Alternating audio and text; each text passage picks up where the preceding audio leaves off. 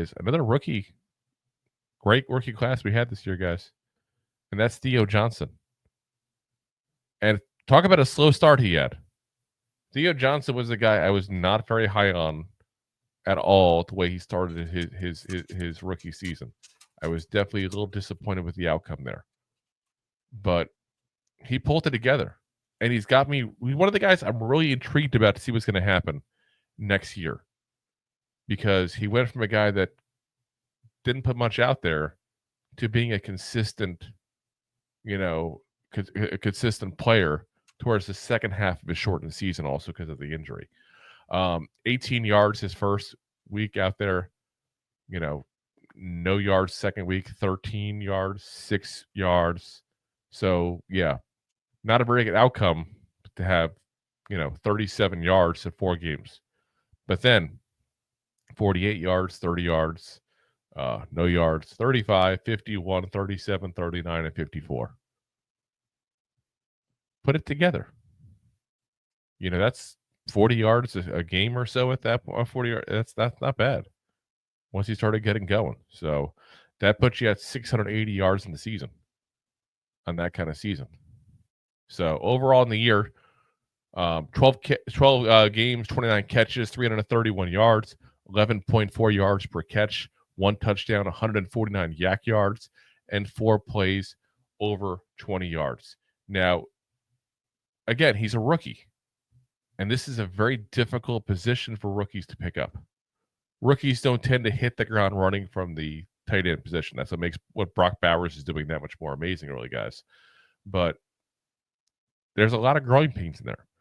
It's also probably the worst position that, teams are at as far as, drafting and knowing what these guys are. It just seems to be a problem this NFL has overall. How many first-round guys you see that fail, and how many fourth-round guys you see become Pro Bowls? It happens on the regular in this position here. Overall in the season, a 53.6 PFF grade. And like I said, I'm really interested to see what happens with year 2 with him. I'm expecting a year of growth. I'm expecting a 500-600 yard season as far as receptions.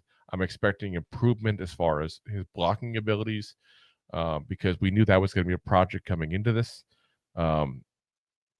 But yeah, like I said, slow start, but I can't complain, even though I know 331 yards sounds light. But if he hadn't been hurt, he'd be 450, 500 yards probably. He missed 5 games. That's a decent chunk of the season there. So, again, very hopeful for things to come for Theo Johnson. And I'm not so sure what he develops into. But I'll tell you, I think he probably would develop into a probably like a mid-level starting tight end of this league. I think that's probably where he's going to end up being. And if you can get that with the 4th-round pick, it's a win. It's a solid pickup. Like I said, as much as we talk trash about Shane lately in his drafting, that is definitely a good draft class he's got this year. Are you there, Rob? I think I hear you in the background. There you are. It's me. Sorry. So, I got this camera again. Any other thoughts you got on Theo Johnson? Oh, I mean, I didn't hear what you said before that, but yeah, I think. Sorry, no, I mean, Theo had a great.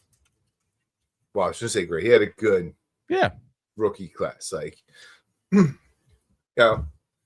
would like to see a little bit more of him, but once again, I guess the theme of this episode is scheming. Well, it's also really slow start. Like I said, didn't have a lot of the first 4 weeks. And then got hurt. It's kind of like he got things going and then got hurt. Yeah. But I think you look at a guy like that, and you look at that kind of rookie year out of a 4th-round pick, you can't be upset with it. If he was a 1st-round pick, you'd say it's a disappointment. But out of a 4th-round pick to get 331 yards out of a tight end rookie season, when he barely did anything the first 4 weeks and got rolling, I mean, again. 5 games missed in that. Yeah. What's his face? That's the tight end over at Buffalo that everyone's been talking about this year. Oh, Dawson? What do you have? Case-it? I think he's got what? You're talking about Kincaid. You're talking about Dalton Kincaid. Yeah, Kincaid. What did he have this year? He didn't have 500 yards, and he played. I don't think he missed a game. He had 448 yards. He had He had 673 in his rookie year, though. So his rookie year was actually a little bit better, but, you know. I don't want to sit there and say that I'm enough of a football fan to know off the top of my head if he had any injury concerns, even if he didn't miss games because of it, you know. Actually, I love fantasy football, so 13 games, 9 starts. So yeah, he definitely had some injuries popping up. So, but he's a solid. I liked him coming out when he was coming out of was Utah, I think. Utah. I liked him coming out of Utah. So, but like I said, good rookie year. It's a building block year, and I think he's the guy you look at next year to come out, hit the ground running, and be a guy that you can sit there and go, okay, we can work with this. This could be part of it. And like I said, I think he'll be an average starting tight end in this league when it's all said and done. That's my projection for him. And if I'm wrong, fine, draft another one and bundle him up with a second guy there at that point. You got a duo. There's nothing wrong with that. He's at least that. Yeah. He's at least that. He's that right now, if we're being honest. Again, 5 games missed. You know, you can basically cut in half what he did and say he's a 450-yard guy if he was not injured. So with once again a terrible offensive scheme going on. Yep. And doing nothing the first 4 weeks, and terrible quarterbacks and terrible everything. Just not terrible towels. Well, they made the playoffs this year. If you like that clip, then you will love the full episodes too. Find us on your favorite podcast app and look for us on all your favorite social media platforms. Thanks so much. Please, I'm begging you. Please subscribe.